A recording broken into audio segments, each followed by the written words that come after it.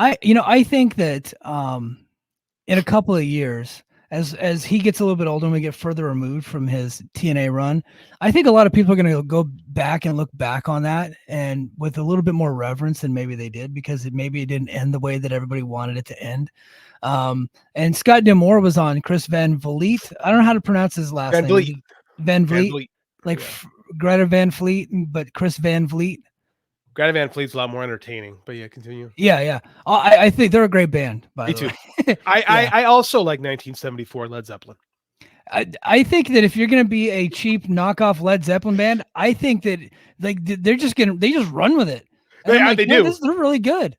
Robert, I like when Robert Plant goes, "Oh, that guy's trying to sound like me." Like, and Yeah. it's very clear they're trying to be Led, but they're actually really good at trying to be Led Zeppelin. And I would rather have someone pretending to be Led Zeppelin than 99% of what's going on in rock music right now. So Yeah. I'm down with Greta Van Fleet. Yeah. It's kind of like Our Lady Peace was like, they were more than okay with just sounding a lot like Smashing Pumpkins. There was just kind Yeah. of like a more up tempo version sometimes. But Hey, man, anyway, Creed wanted to be Pearl Jam. They did. All right, back to the point at hand. So he had an interview, like a 2-hour interview with Chris Van Vliet, and I had it on at work today. I got to listen to just about all of it. I didn't retain everything he said, so I'm gonna have to go back and hear some of the transcriptions. But he looked back on that time fondly, because there's some people out there. I don't think I've ever heard this before, but he said that he had people telling him that they thought that Kenny Omega had dogged it during his run, and I'm like, what? Yeah. And then Kenny Omega specifically was apologetic to Moose for the match that he had with Moose, because he was really banged up going into that match, and he felt like he didn't help Moose deliver. And I was like, I remember that match, and I thought it was really good. I just felt like the fans were exhausted because it was at 1 a.m. when they were recording it in Jacksonville. But I thought his run and Impact was a lot of fun. The only disappointing thing was him and Rich Swann, and that wasn't Kenny Omega's fault. Kenny Omega blew Rich Swann up, and Rich Swann could not keep pace with him. Yeah, well, I think there's a lot more going on with Rich Swann, and we'll probably talk. I think Yeah, you're we'll talk. probably right. Yeah, we'll talk about that here in a little bit. I don't want to get too much into that right now. But of course, Chris Van Vliet tried to get him to talk about the differences between the NXT partnership with TNA and the AEW partnership with TNA. And he was very political, but I thought he actually gave some pretty good insight. And I'm going to get into the NXT TNA stuff this weekend on Brace for Impact. So a little bit of a teaser there. But one thing that he did say was that Kenny Omega was absolutely on board with dropping the title to Josh Alexander, but AEW wasn't having it. So the compromise was to drop the title to Christian. And he was like, that ended up being a great compromise because Christian rules. And he was an all-time great, which is he basically validated every episode we did during that summer of Omega, during the partnership era between AEW and TNA. Like, he validated everything that we said, that it was like business-wise the most successful they had been, ratings-wise, except for after a few weeks, people kind of just realized like, hey, we can just watch Omega on AEW. But there for a little bit, they did really, really great. They did 2 great pay-per-view buys, and it was an awesome run. The quality of the show when Kenny was on, especially at first, was not good. Like, a lot of AEW fans tuned. This is back when AEW fans cared about wrestling. Like, they tuned in to watch Kenny Omega, and you treated them to Wrestle House. Yeah. So I don't know what you were expecting, but no, I agree. Like, is this, by the way, the interview that you said there was no way I listened to, by the way, in the chat? I saw that. I said there's 0% chance JD heard that interview today. That is correct. There's not a chance that I didn't know it even happened until you said that. Yeah. I don't. They were like, I can't wait to hear you guys talk about it. I was like, JD didn't hear that. No, I haven't listened to Chris Van. Yeah. I might, though, because for Scott, I do want to listen to what Scott D'Amore has to say. So this is actually something I probably will go back and listen to. It was the most insight we've ever gotten into him in forever. Because for all his faults, Chris Van Vliet does give people a good platform to tell their story. Yeah, I agree with that. I think he's actually for the wrestling podcasters, I think he might be the best interviewer. I really do think that he tends to get a lot out of people. I like hearing Scott defending his run. There's a lot of stuff that's out of his control. A lot of Kenny's run was COVID. Yeah. Right. And like, there wasn't a lot that could be done. And it was Kenny to TNA was one of the more interesting things that's why we have a show. Yeah. That whole is the reason why you and I got together, is because Like, it was like, hey, you know what? AEW is bringing Kenny Omega. Let's just say Omega is bringing interest to Impact. Maybe we could do an Impact show, and we did. We did. And it was great, and it's still on patreon.com/the Mike and JD show every Saturday morning. You can catch it. Yeah. So that's I'm interested. I think that Scott kind of gets a bad rap, especially for the end of the run. And again, I didn't love everything that was done in that promotion. I think he booked way too much of it around himself at the end. But I enjoyed TNA a lot more when he was there. Yeah. In general, I do like Scott D'Amore, and I'm super, super curious to see what's happening with Maple Leaf.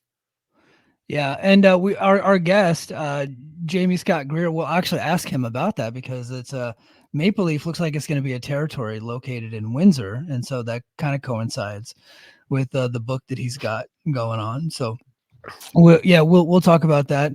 It was interesting. So one of the things he said that he regretted was that he was like, and he didn't say he regretted Kenny Omega being there, because Kenny Omega brought eyeballs in business, and that's ultimately what it was about. But he said having Kenny Omega on the show and being the world champion kind of like limited what they were able to do, because there were just certain things they couldn't do with him. Yeah. He didn't say what he really wanted to say is we couldn't beat the guy, like, because he was also AEW's world champion, and so that's kind of why it probably went south. He didn't say this, by the way. This is just me kind of like, remembering how everything went, because that relationship ended basically when Christian Cage dropped the title to Josh Alexander. But I think a lot of it was like they put their title on Kenny Omega. They were probably thinking Kenny Omega was going to drop it to Josh Alexander, and then that just was never on the table, and then they couldn't do it. And but they made a nice pivot, like I said, with Christian Cage returning. I thought that was cool. Popped the number for the first Rampage, right? Yeah, and it actually gave a little bit more. And it actually gave a little bit more stakes to the top selling pay-per-view in AEW history. Yeah. Right. It was all out 2021. Right. And having a champion versus champion match, two world champions against each other, gave it a little bit more juice. Like, Impact was definitely the lesser partner, similar to how they are with WWE now. Like, just how it is. I would say if you're just saying with WWE, if they were doing main roster stuff, yeah, but because it's NXT, I would say they're on more equal footing now, even though NXT has better ratings and stuff like that. Yeah. But I would say that the talent pool in TNA is better than in NXT. They just have more seasoned talent. I agree. And, I agree with that. Bigger name talent. So that's why I've always said that I like this. I like both partnerships for what they bring, because they were very different from each other. And that was the point that he was trying to make. It's an apples and oranges comparison. And NXT is about bringing up their young talent and things like that. And TNA is kind of like this hybrid territory, Memphis type of thing, where they got these, stars that have been on TV for a long time that can help out young talent. And so you can kind of, interchange them. I think the big difference between the two is that TNA talent has been able to shine on WWE television when they weren't able to with the AEW partnership. Really what they got out of it was just Omega on their TV. And that was also awesome, right? A lot of things can be good at the same time. We don't have to like build one up to tear the other one down. No. We can just say what was good about both of them. No, again, I always tend to look at WWE with a little bit of an eyebrow crooked, because it's just the history, right? The history of the company. Like, they're very interested in Joe Hendry. Joe Hendry's more of a main eventer in NXT currently than he is in TNA. So that's about to change, sir.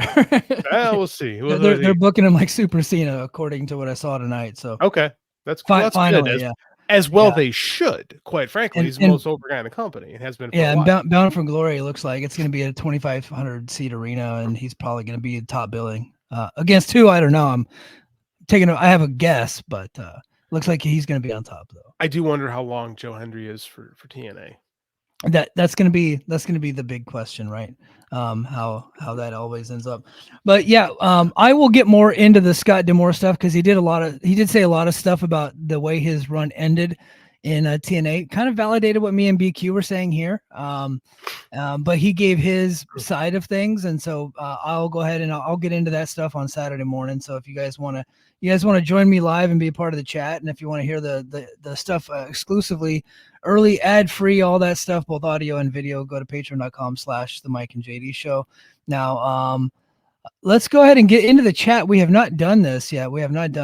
So let's see. Sean Tragedy says, happy that Canada has re-entered the wrestling world again. I think it's kind of cool that that Maple Leaf Pro is going to be a well-funded like territory in Canada, and hopefully maybe they're going to be kind of like trying to, carve out something like CMLL, AAA, New Japan, Noah, as opposed to being like a touring worldwide show. Just be like a unapologetically Canadian broadcast. I think that's cool, and that's kind of what Scott D'Amore was talking about today on the program. And there's nothing wrong with that. I think too often people, and this isn't anything new, this goes back 30 some years, is people think that in order to have a successful, bigger promotion, you have to be like you have to have those national, expectations. And I don't think there's anything wrong with being a territory. It seems like Scott is interested in going back to working with AEW and New Japan and CMLL. So I mean, like, I think that'd be cool. I think that'd be cool. It'd be good to have something, like I said, uniquely Canadian. Isn't the way CML and AAA are uniquely Mexican. Yeah, absolutely. North says, talking about Ricochet, keep that man away from a microphone and let him flip on TV. Yeah, just let him be him. Like I don't like. I mean, he can still do some storylines, but I don't really need to see him do like a 10-minute promo and do contract signings and all that shit. I was like, we don't need it. You got to do something with the guy, but I don't need him to hear him monologuing. That's not him. Yeah. Let's see. And the people disagree that it was a lateral move. Yeah, it's probably wrong terminology by me. I'm never ever wrong, but that might be one of those times that I was slightly incorrect. But time will tell, sir. Time will tell. Everything Pro Wrestling says I was a huge Swerve Strickland fan when he signed too. Hey, it looks like we weren't the only ones then, so that's good. It wasn't an island. It was like a resort compound. Yeah, there were some people having fun, but it wasn't packed. I oftentimes like will look back on something and think that the whole thing was my idea. And that came to light recently. You remember that movie Sideways? Sideways. The one with Paul Giamatti? Paul Giamatti and the Ned from Wings. I can't remember. Thomas Hayden Church. Thomas Hayden Church. I said something on Twitter because somebody like had a GIF of that movie, and I just quote to it and was like, "Hey, nobody watched that movie but me, but it was an awesome movie." And I was just flooded with a bunch of people that not only did they watch it, but it turns out that did like 100 million at the box office. Yeah, it was a pretty big movie. That's why Thomas Hayden Church, I believe, was Oscar nominated. He may have won, I don't recall. And that landed him Spider-Man. Like he played Sandman and Spider-Man because of that. So it's a pretty big movie. Yeah, but I do that all the time. I'll look back on something like, yeah, I think I was the only one that liked that. And like turns out it's like, no, actually way more people than just you liked it, Mike. Well, it's so weird when things like that come out because like something like Sideways, it doesn't feel like a lot of people liked it. But I mean, have you ever met a single human being that says Avatar is his favorite movie? I don't think so. No, not unless they're like just like Cuckoo over Gone or Dances with Wolves is the same movie. It is the same movie as Dances with Wolves. Yeah. I like the exact same movie, but it's like that's like I believe that's still like the number one money making movie of all time. And yet I've never heard a single person go, God damn, I could just watch Avatar 12 times a day. Or like, there's a big moment when I showed my son Avatar for the first time. You don't ever hear stuff like that. Yeah. You legit never hear that. Okay, let's see. Kenny Omega having some of the best matches I've ever seen in my life with no shoulder, broken heel, and vertigo will forever have him in my all-time list. For real. Yeah, absolutely. Dream Ultra Crazy AEW had a better relationship with TNA than WWE. Numbers don't lie. Plus, WWE never sends their top talent down there. It says a lot about both companies. Like I said, I think it's a different relationship, but I think TNA likes the fact that their talent's getting shine on WWE television and just bringing that back, which was something that they didn't get out of the AEW thing. But they also like the Omega thing, right? So like they're just different. But I think that if you would have sent TNA talent to the AEW show, they would have gotten shit on because AEW fans don't like TNA. They don't. And at the time too, AEW had one television show. WWE has 6, 5, something like that. Yeah. So I mean, like there wasn't a lot of real estate for AEW to be showcasing a lot of TNA talent. It would have been nice if we could have gotten Rich Swann on some Dynamites. I still maintain that. It would have been nice. But it's just different. And like with NXT, it's the lower brand, like it's the developmental brand. So I mean, like it works. Like both relationships make sense for what they are.